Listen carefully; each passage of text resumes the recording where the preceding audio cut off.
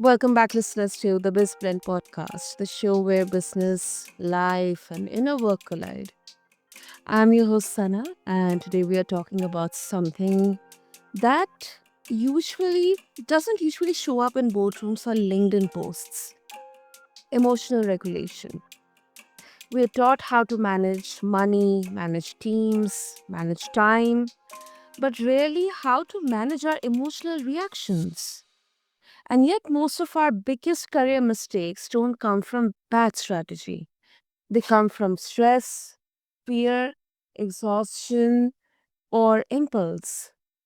My guest today has spent years studying the connection between the body, mind, and emotions. As a doctor of traditional East Asian medicine and a life and a health coach, she works with leaders and high achievers who look successful on the outside but feel burned out and disconnected on the inside. Her work focuses on helping move out people move out of chaos and into clarity, not by fixing them, but by helping them listen to their inner bodies, recognize patterns, and build habits that actually support their lives and leadership. So today we're not just asking, how do you stay calm? We are asking, what happens to your business and your relationships when you don't? So let's dive in and let's welcome Dr. Holly Battrum. So, Dr. Holly, welcome to BizBlend, and it's really an honor to have you here. Thank you so much. It's an honor to be here. As you know, this is one of my favorite topics to talk about because it really, when we're rooted down and we're connected to ourselves and connecting the mind, body, and emotion, then we can just have such a greater impact on our communities, our families, and our businesses. Yeah, yeah, absolutely. Dr. Holly, to begin with, let's first try to understand emotional regulation here, because when people hear this phrase, they often think it means controlling or suppressing emotions. From your perspective, what does emotional regulation actually mean, especially for leaders and high achievers?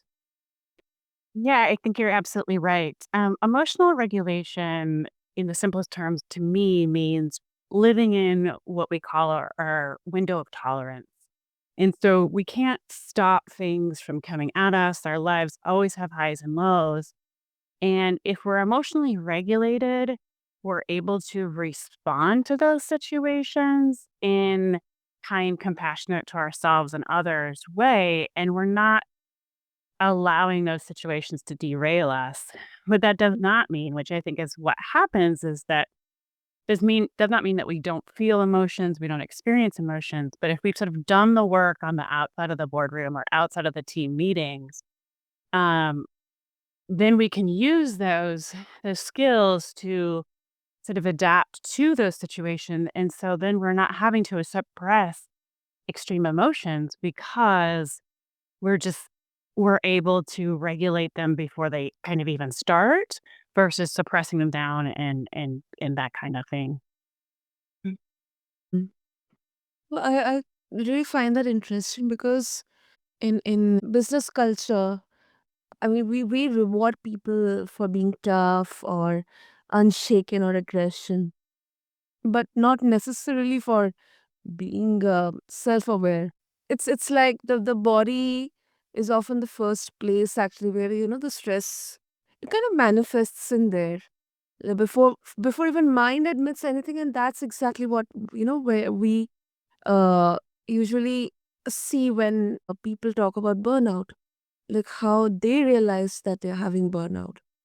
But Yeah, I think you're so right. We we used to, and we still have sort of this hustle culture where we're almost sort of ODing on that anxiety and that rush and those adrenaline things. And we definitely have seasons in life where we have to push ourselves harder um to create new businesses, create environments, maybe finish a project. Like, yeah. and we need to live in those yeses as well, but we are not necessarily rewarded for regulation, 'cause I think it's calmness, but it's also adaptability and resiliency.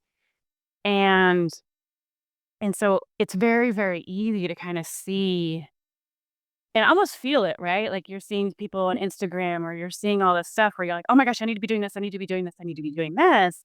And if we haven't listened to our bodies, then we don't actually know our whys, and we stop listening to our bodies to get through those hard moments. But we never it takes so much energy then to hold that pattern in place that our signals get confused, right? And we don't actually know if we're anxious or down or overworked or underworked or any of those things because we haven't actually started to reconnect. Hmm. Yeah, that's great. I think. And when we talk about ambitious people, now a lot of ambitious people believe that, oh my goodness, these are all about, being softer or slower. Especially emotional regulation will make them softer or slower. And they worry that if they stop pushing themselves, they will lose their edge. From what you have seen, Dr. Holly, does regulating emotions actually improve performance, or does it risk dulling ambition? It actually even though I understand that worry, it actually improves performance, right? Because it Okay. improves mental clarity, it improves, focus, and it's that it's such a hard concept to understand and trust yourself to say, "Oh, I'm gonna step out for 3 minutes so that I can work for Mm. 50." And it helps us tune out sort of that rumination going on not tune out, excuse me, the rumination and kinda stop that and feel like we're actually accomplishing stuff, and I think you're absolutely right. Most of the time we use that procrastination, that stress, all of those things to push us to our next step, and so, of course, it's actually very uncomfortable to fit in this introspection and use that to move us towards the next step. Hmm. I mean, first of all, it really challenges this very idea of burnout being a badge of honor, or this feeling that, oh my goodness, now I'm feeling so tired, so um so stressed out.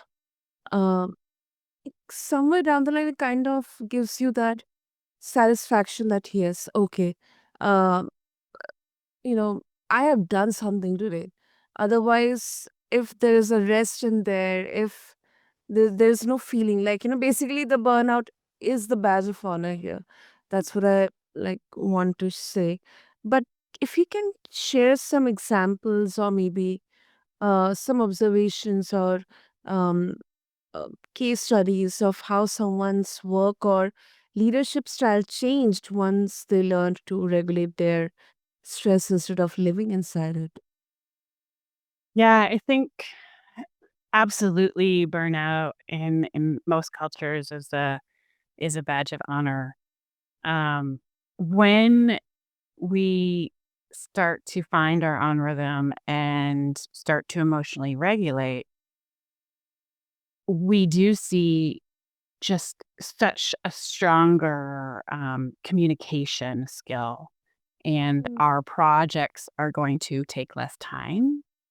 And for one example, so yes, often when I work with clients, I do see just such a massive shift because when we're emotionally regulated, we're able to shift through what needs to be done, what doesn't need to be done, what Mhm. season of our life we're in. So even if we're still kind of rushing because that's actually what we need to be doing, we're not secretly um, dissatisfied with that rush, right? Does that make sense? Like we're often Mhm. when we're in those modes, Mhm. um, for example, like I was working with a client and a leader. She's amazing, uh, Mhm.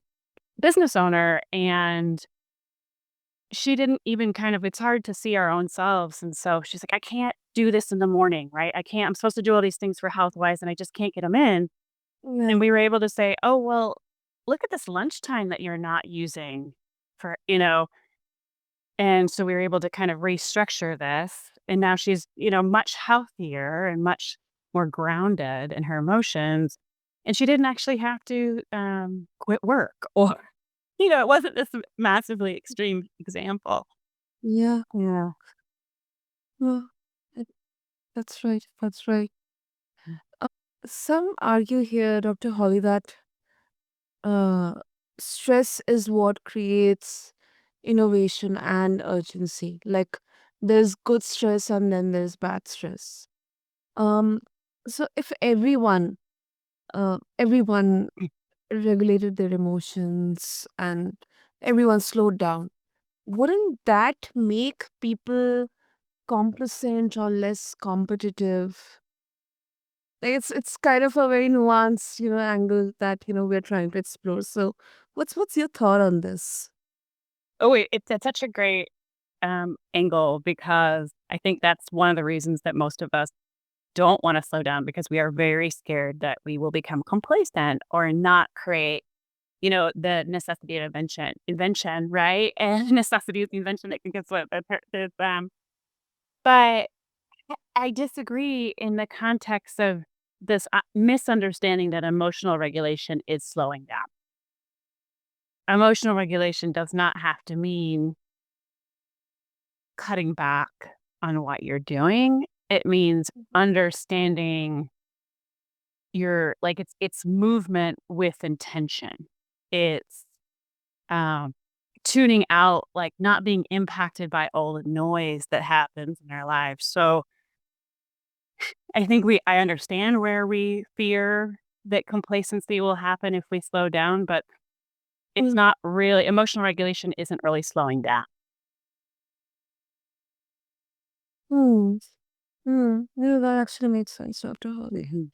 And I think it's also safe to say that stress is not the enemy here, but chronic dysregulation is. And I think it's a huge, huge distinction. Like it's not about eliminating challenge, it's about eliminating the constant internal crisis in here. So well put. Yeah, absolutely. Stress has gotten such a bad name, and I obviously chronic stress, but is not great. But if we're helping with the regulation, then we decrease the chronic stress, right? So we can have the acute stress and still live in those moments, but we're tuning out that internal noise. So not, I'm sorry, tuning out's not the right word. We're calming that internal noise. That's what we've all been doing. We've been tuning it out for too long. So I think we need to listen to it and then process it, etc. Yeah, that's right. That's right. You also advocate for, talk about small intentional shifts, how they create lasting change. And I think there is no nuance in here because it is something tried and tested through so many lived experiences out there. So um for someone, who's listening to us, who is feeling constantly overwhelmed, but they doesn't have they don't have time for a total life overhaul.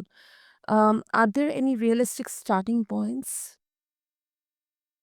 Yeah, I mean, I think something as simple as taking a bathroom break, you know, especially many of us push through our days and we don't listen to any of those really basic signals, right? So, and you can kind of have it stack and say, okay, I'm going to run to the bathroom and I'm going to take 2 deep breaths. Going to do, a couple of different 4 count breaths in here. And all of those really simple things will then start to build and build and build. And you're absolutely right. We've applied this kind of all or nothing mentality on some of these great techniques or situations where if we go do a mindfulness practice that it needs to be an hour long or all of those things and that's just not where we need to start. And sometimes it's visualizing a stop sign when we start to spiral or taking 2 extra breaths when we want to react to something strongly. and seeing what we can kind of start to pull back ourselves, or taking 2 extra minutes to make a decision about the next thing that we're supposed to be doing. Giving ourselves, I like to give my clients an extra, like, just give yourself 30% more time to get from point A to point B. You know. Yeah. Yep. Yep. I think that initial shift itself is the pivotal point in there, because I think for someone who is like, like I've seen my father, like he has this habit, and I think we all kind of face this, almost every one of us, that we get up, we go out for work, we come back, we sleep. um we we do wait for the weekends to rest. We know that, okay, let me work it out for 5 days, let me slog, let me somehow get through these 5 days, um and give my best, and then I have my Saturday and Sunday for me. Mm. And the moment Saturday hits, I mean, you feel completely numb, like, you just can't get out of the bed, you don't feel like doing anything. And I mean, goodness, it becomes much more challenging for um, high achievers, ambitious people who are also having their families, who are caregivers, who have a lot of responsibilities.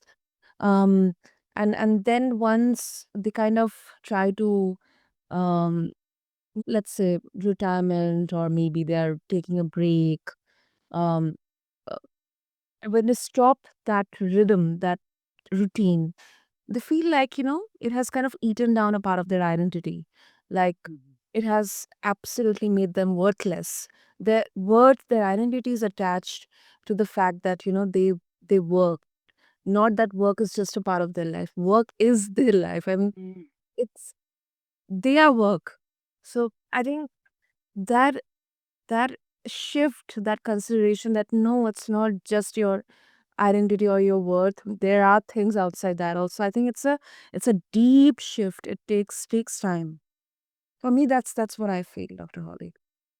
I completely agree with you. I think partially because we maybe spent so many years um, pushing ourselves, right, to justify our experiences, and we were, many of us were taught that our work was what took care of us, right? And then we are caregivers elsewhere, so we needed this resource to care, and that's absolutely understandable. And I think a big thing is going to be taking away. I see that a lot, like with patients and people who are maybe empty nesters in their lives. They've been taking care of their families, or then retirement's another big transition. And Yeah. and in the States in particular, but I think many places, we don't honor the wisdom of aging and transition. And if we can do that, twofold, because you kind of talked a little bit about, so if we can honor that wisdom and say, you can now be at peace, and also you have value to share still, right? Your value is not about what you do or what you produce. Your value is yourself and the wisdom that you have. And then when you've created that life or participated in that life, we're 1,000%, right? You're push, push, push, push, crash, push, push, push, crash. And I think the crash is actually also very understandable, but many of us have so much guilt that we crash in our actual moments of joy. And and so that's that emotional component too, where the guilt is kind of, or the shame is overpowering us, and all these negative things, negative emotions, that we're not being compassionate to ourselves with an understanding, sort of course you're going to crash, so is because it's been work, work, work, work, work. And how can we be more regulated in that work, so then we can also be more regulated at home? Mm. Mm. Yeah, makes sense. Makes sense, Dr. Holly. Um, And before we wrap up, I'm very sure that listeners would be having a lot of thoughts and their experiences to share with. So, and they would also love to connect with you. So, Dr. Holly, if my listeners they would like to connect with you, what would be the easiest way? Oh my gosh, I'm available on Instagram at Holly Battrum. My email is holly@hollybattrum.com. My work website, my business website is showcourt.com. So that's SJOKORT. Um, and so I would love to answer questions. I would love to connect. I have a couple different ways people can work with me virtually as well. So yeah, I'm happy to hear people's thoughts. Sure. Super. Listeners, there you go. You heard it from Dr. Holly. I have all the links, all the details mentioned in the show notes. And so find them attached along with this episode on your favorite podcast platform.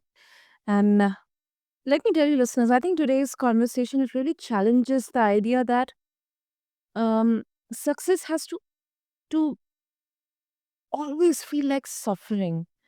Um, because we talked about how emotional regulation isn't about suppressing feelings; it's about understanding them. It's not about slowing down ambition, but then also sustaining it. Not about fixing ourselves, but learning how to care for ourselves so we can lead, work, and live with clarity. And if there's one thing that I'm going to take away, listeners, I think this is that I don't level up by pushing harder forever. I level up by listening better to myself, to my mind, to my body, to my soul, to my emotions, to my feelings as well.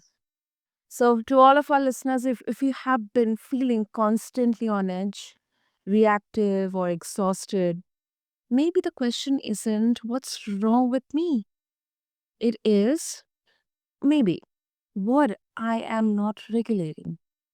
So, thank you everyone for tuning in to this episode of BizBlend today. And Dr. Holly, thank you so much for your insights, for explaining something as um, interesting as emotional regulation because it has a lot of misconceptions. So, thank you so much for addressing this. Thank you so much for hosting such a beautiful conversation. I appreciate you so much.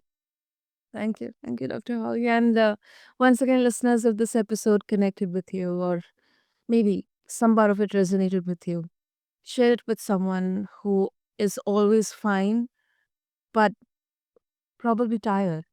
Until next time, stay ambitious, stay aware, and take care of the body and the mind that make everything else possible. This is your host, Sarah, signing off. Thank you.